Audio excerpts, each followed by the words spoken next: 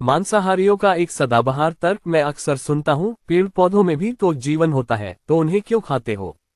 आइए आज इस तर्क की समीक्षा की जाए। तो मैं मांसाहारियों से पूछना चाहता हूँ कि क्या एक शाकाहारी पेड़ उखाड़ कर खा जाता है, पौधे को तोड़कर निगल लेता है। एक कुतर्की मांसभक्षी बायोलॉजी के बेसिक नियमों से भी अनभिज्ञ होता है, अथवा उसे पता होता कि शाकाहारी तो फल फूल सब्जी अन्न जैसी चीजें खाते हैं जो पेड़ पौधों का हिस्सा होते हैं, स्वयं पेड़ पौधे नहीं। फल फूल तो वृक्ष उत्पन्न ही इसलिए करता है ताकि दूसरे जीव कीट पतंगे पक्षी फल फूल की तरफ आकर्षित हों, उनका सेवन करें।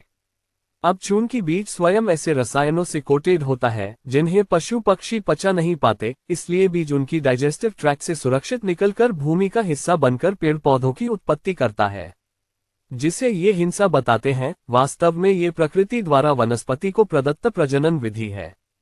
इसके अलावा शाकाहारी पौधों के उन हिस्सों को भी ग्रहण करता है जिन्हें पौधे फोटोसिंथेसिस की मदद से भोजन के रूप में स्टोर रखते हैं। इस प्रक्रिया में भी किसी पेड़ पौधे की जान नहीं चली जाती है और न ही पेड़ पौधों को दर्द होता है। ये भी विज्ञान प्रमाणित है कि पेड़ पौधों में दर्द महसूस कराने वाले न्यूरो रिसेप्टर्स नहीं होते। उसके अलावा हमारे द्वारा ग्रहण किए गए हिस्से को पेड़ वापस उगाने की भी क्षमता रखता है।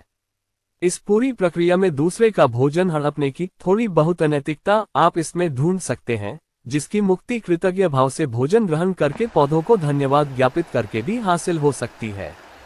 पर एक तरफ जहां यह अनैतिकता है तो वहीं दूसरी ओर तो साफ तौर पर क्रूरता की पराकाष्ठा है। एक जीवेशना का अंतहीन शोषण है, भय का आर्तनाद है, अपने प्राणों को जाते देख एक जीव की चीख पुकार है। एक मांसभक्षी भला किस युक्ति से उन निरीह निरपराध जीवों की बद्दुआओं से मुक्त हो सकेगा।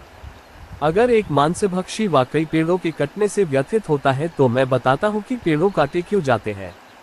पेड़ काटे जाते हैं आपके घरों के साजो सामान के लिए, लकड़ी के लिए, इंडस्ट्रियल प्रोडक्ट के लिए।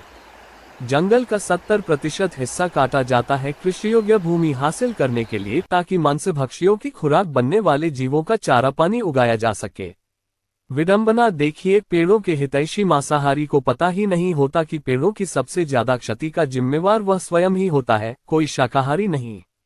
ये भी एक स्थापित तथ्य है कि खाए गए भोजन का 10% हिस्सा ही बॉडी फैट में तब्दील होता है।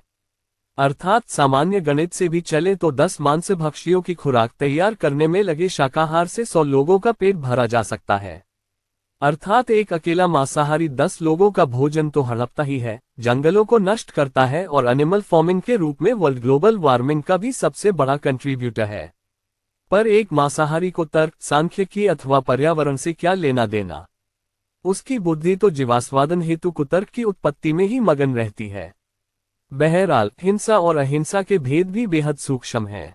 मैं अगर पुनर्तः अहिंसक होने का व्रत धारण करके वायुपान पर ही जीवित रहने का प्रण ले लूं तो क्या यह अहिंसा होगी?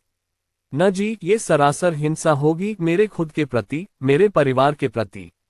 मैं ये तो कहता ही नहीं कि विश्व कल से शाकाहारी हो जाए और पुनर्तः क्रूरता से मुक्त हो जाए, पर हिंसा को त्यागने का विकल्प न हो तो न्यूनतम हिंसा ही मनुष्य के लिए वरेण्य होनी चाहिए।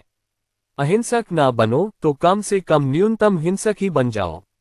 जीवे दया करो। जय श्री राम।